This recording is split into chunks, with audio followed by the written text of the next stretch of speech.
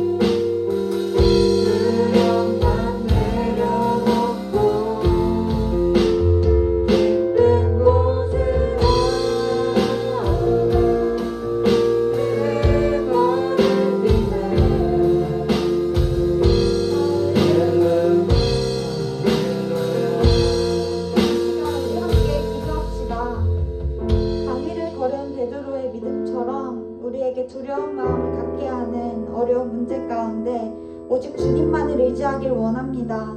그래서 주님과 더욱 깊어지고 내 삶의 주인이 주님 되는 우리 푸른 공터가 되길 원합니다. 이 기도 제목 가지고 함께 기도합시다.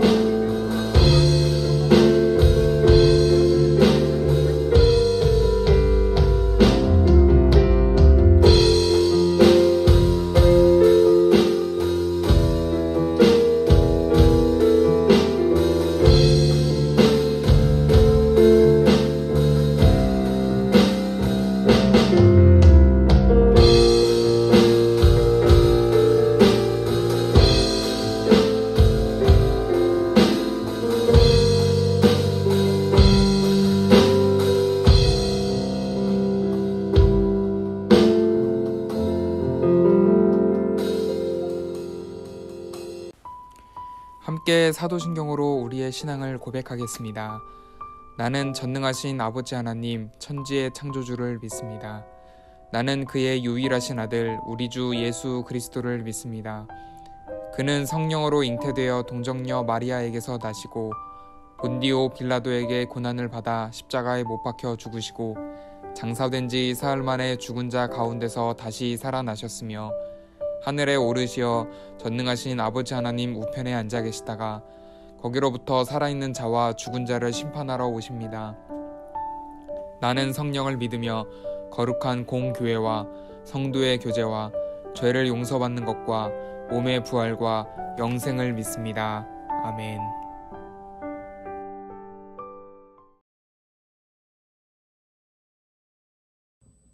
여러분, 창세기 2장 19절에 보면 이런 말씀이 나옵니다.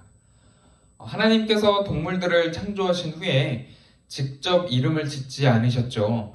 아담에게 장명을 맡기셨습니다. 그리고 아담이 부른 그 이름들이 동물의 고유 명사가 되었습니다.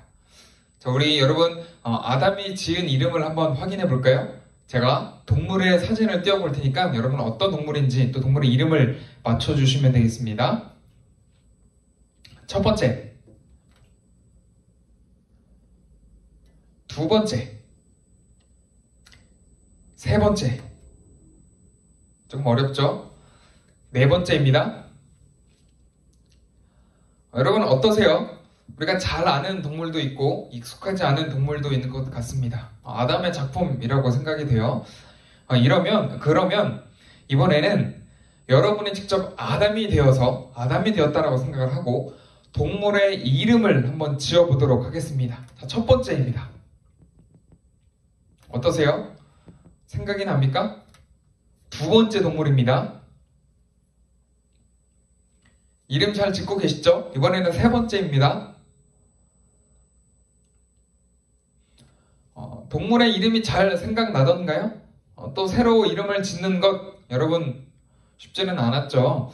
어떤 책에서 읽은 내용인데 지구상의 모든 동물들의 이름을 중복되지 않도록 짓기 위해서는 IQ가 500은 되어야 한다라는 어떤 학자의 주장을 읽은 적이 있습니다. 믿거나 말거나 어찌됐든 이름을 짓는다라는 것은 어떤 특징도 포함이 되어야 되고 또 아무튼 이런 굉장히 어려운 일입니다.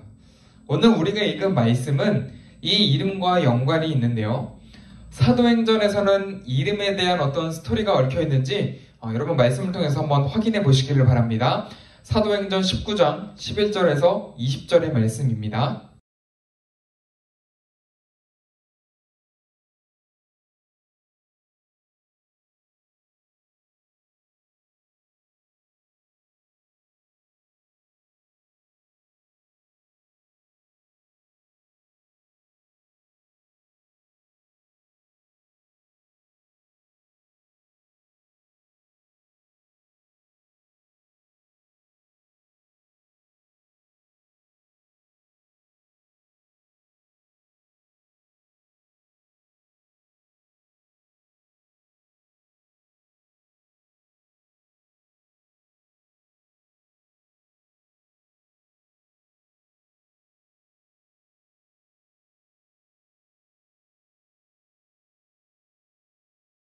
바울이 가는 곳마다 하나님의 이름을 전파하자 하나님께서 바울과 함께 하시기에 놀라운 기적을 선물로 주셨습니다. 마치 예수님처럼 아픈 사람을 위해서 기도하면 병이 낫는 거죠. 심지어는 바울의 몸에서 나온 또 바울이 지니고 다녔던 손수건이나 이런 옷을 가지고 병든 사람에게 얹으면 병을 낫는 일이 있었다고도 성경은 증언합니다.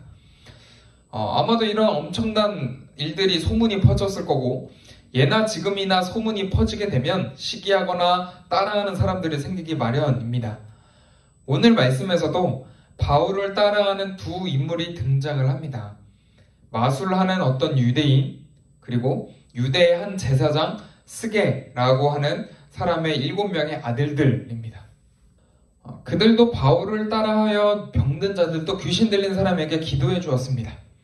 그랬더니 놀라운 일이 벌어집니다. 병이 낫고 귀신이 떠나가는 것이 아니라 오히려 귀신이 되물었죠. 귀신이 말하기를 예수도 알고 있고 바울도 아는데 너는 누구냐? 라는 거예요. 그러면서 오히려 바울을 흉내내던 자들에게 들어가서 그들의 몸을 상하게 했습니다. 바울을 흉내내던 자들이 결국은 도망갔다라고 성경은 이야기를 하죠. 그 일이 더 유명해졌다라고 성경은 소개하고 있습니다. 여러분, 바울을 흉내냈던 자들이 보인 행동이 무엇이었을까요? 13절에 보면 예수님의 이름으로 명하면 아픈 것이 낫고 귀신 떠나간다 라고 해서 똑같이 행동을 따라 했습니다. 여러분, 예수님의 이름으로 명령하면 아픈 것이 낫고 귀신이 떠나가나요? 여기 예수의 이름에 비밀이 있습니다. 당시 한 사람의 이름이라고 하는 것은 그의 정체성이나 평판과 밀접한 연관이 있었죠. 여러분, 여러분의 이름의 뜻은 무엇입니까? 제 이름은 용환인데 용용자에 빛날 환자를 써서 용처럼 빛나라 라고 부모님께서 지어주셨습니다. 하나님은 성경 인물들의 삶을 새롭게 이끌어 가실 때 먼저 이름부터 바꾸도록 하시는 경우들이 많았습니다. 혹은 이름의 뜻대로 되게 하신 경우들도 있죠. 우리가 잘 아는 믿음의 조상 아브라함, 사실 원래 이름은 아브람이었습니다. 그런데 모든 민족의 아버지 아브라함으로 바꾸게 하셨죠. 또 야곱의 뜻은 어떻습니까? 사기꾼이었습니다. 그래서 하나님께서 야곱을 새롭게 이끌어 가시면서 이스라엘로 이름을 바꾸게 하셨죠. 이처럼 이름이 굉장히 중요했습니다. 심지어 이스라엘의 주변 나라들에서는 신의 이름을 부르는 주문을 외워서 영적 세계를 조정하고자 하는 관행이 만연했다라고 합니다. 바울을 흉내냈던 자들이 예수의 이름으로 기도하며 선포했는데 귀신이 떠나가지 않았습니다. 바울과 똑같이 행동했음에도 불구하고 그들의 발음이 틀렸기 때문에 그랬을까요? 예수님의 이름으로 기도했는데 하나님은 왜 응답하지 않았을까요? 성경에서는 하나님의 이름, 예수님의 이름을 마치 해리포터의 마법 주문을 외우듯이 부르면 하나님의 응답을 거부한다 라고 설명을 합니다. 오늘 말씀이 대표적인 장면이라고 볼 수 있죠. 그래서 결론부터 이야기를 하자면 그들은 예수님의 제자가 아니었기 때문에 예수님의 이름으로 명령할 권한이 없었습니다. 여러분, 우리가 보통 예수님 믿는 사람들은 이렇게 기도를 합니다. 여러분 이렇게 기도하죠? 예수님의 이름으로 기도합니다. 또 예수님께서 알려주신 기도가 있습니다. 주기도문이라고 하죠. 그 시작할 때 하늘에 계신 우리 아버지 이름이 거룩히 여김을 받으시오며, 예수님을 믿는 자, 예수님의 제자가 되고 싶은 사람이 기도할 때 써야 하는 표현입니다. 그럼 여기서 질문, 주기도문에서 이야기하는 이름이 거룩히 여김을 받는다라는 것은 무슨 뜻일까요? 여러분, 하나님의 명예와 관련된 표현입니다. 이 땅에 하나님의 명예, 하나님의 이름이 널리 퍼져서 사람들이 하나님을 인정하고 하나님의 뜻대로 살아가기를 바라는 마음이 담겨져 있습니다. 그런데 바울을 흉내냈던 자들은 예수님의 이름이 널리 퍼지기보다는 자신들이 그 유명세를 이용하고 싶었던 마음이 컸던 것 같습니다. 혹은 재미를 위해서 예수님의 이름을 사용한 것이죠. 그 결과 귀신을 쫓아내기보다는 오히려 귀신에게 당하고 말았습니다. 출애굽기 20장 7절에서도 이렇게 이야기를 합니다. 망령되게 부른다라는 것은 쉽게 말해서 허망한 것을 위해 하나님의 이름을 부르지 말라라고 하는 것입니다. 자신의 인기나 욕심을 위해서 예수님의 이름을 부르면 죄가 된다라는 것이죠. 여러분, 말씀을 마무리하겠습니다. 성경은 분명하게 설명을 합니다. 자신의 욕심을 위해 예수님의 이름을 사용하지 말고 예수님을 알리기 위해 이름을 사용하라 라고 합니다. 그러면 예수님이 함께 하시며 놀라운 일을 경험하게 될 것이라고 증언합니다. 이제 오늘을 마지막으로 푸른꿈터에서 3년의 시간을 마무리하게 됩니다. 마지막 예배에서 어떤 말씀을 전할지 기도하며 고민을 많이 했는데 말씀이 막 이렇게 떠오르기보다는 3년 동안 있었던 기억들이 떠올랐습니다. 사실 저는 노래도 잘 못 부르고 이렇게 말을 잘하거나 혹은 말을 재밌게 하는 사람도 아니고, 그런데도 불구하고 여러분과 함께 이렇게 찬양도 하고 또 여러분의 제 이야기를 잘 들어주고 하는 것들이 이렇게 막 생각이 나더라고요. 제가 잘나지 못했음에도 불구하고 예수님의 이름을 높이고자 막 노력했더니 그래도 좀 하나님이 좀 도와주셔서 3년 동안 즐거운 시간을 보낼 수 있었구나 하는 생각이 들더라고요. 여러분 모두는 예수님께서 지어주신 이름이 있죠. 또 좋은 뜻도 가지고 있을 겁니다. 저는 여러분이 그 이름의 뜻대로 또 부모님이 지어주신 이름에 걸맞는 삶을 살았으면 좋겠습니다. 그리고 예수님을 높이기 위해서 예수님의 이름을 사용하는 여러분이 되었으면 좋겠습니다. 그래서 우리 2021년의 푸른금토 목표였던 북금 아주 칭찬해 라는 소리를 여러분 모두가 들으며 그렇게 살아가시길 예수님의 이름으로 축복합니다. 이 시간에 우리 잠시 한번 기도할까요? 나는 예수님의 이름을 어떤 마음으로 부르고 있는지 여러분 한번 고민해 보시고, 우리가 다른 마음으로 예수님의 이름을 불렀다면 이제는 예수님의 이름을 널리 전하기 위해서 예수님의 이름을 부르며 기도하는 자 되게 도와주세요 라고 그렇게 한번 같이 기도하겠습니다.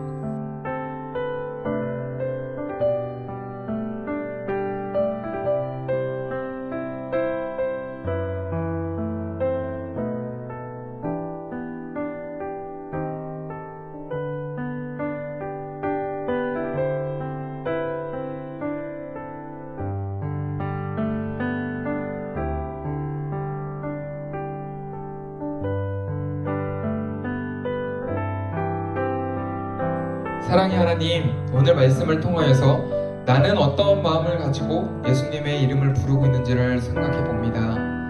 나의 욕심 혹은 나의 생각이 관철되기를 위하여서 예수님의 이름을 부르고 있습니까? 아니면 하나님의 영광을 위하여 기도하고 있습니까?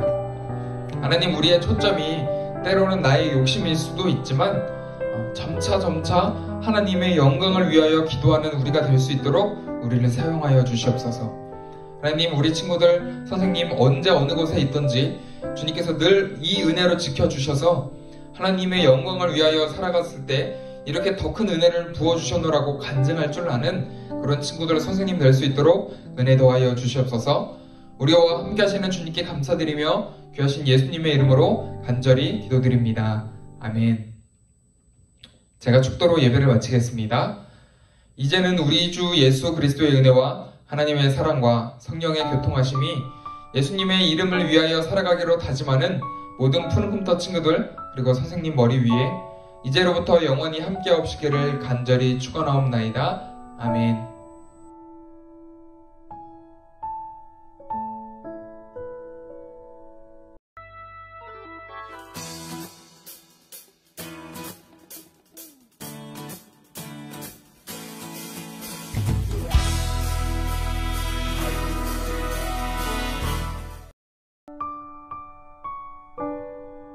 영상을 통해서이지만 여러분께 마지막 인사를 하기 위해서 이 자리에 섰습니다.